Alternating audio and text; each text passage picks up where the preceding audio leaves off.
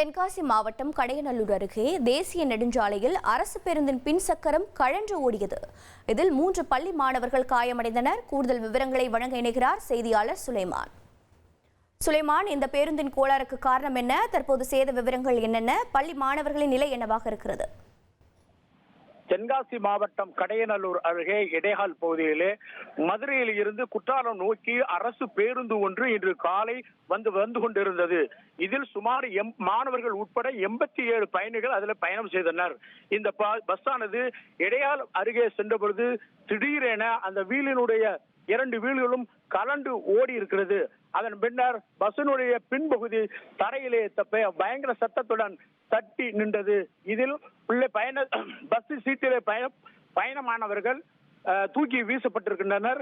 இதில் படிக்கட்டில் பயணம் செய்த 3 பள்ளி மாணவர்களுக்கு கால் பகுதியிலே காயம் ஏற்பட்டு தற்போது அரசு மருத்துவமனையிலே கடையநல்லூர் அரசு மருத்துவமனையிலே சிகிச்சை பெற்று வந்திருக்கிறார்கள். இந்த விபத்துக்கு பின்னால் பஸ் எதுவும் வராததால் மிகப்பெரிய ஒரு சேதம் தவிர்க்கப்பட்டுள்ளது.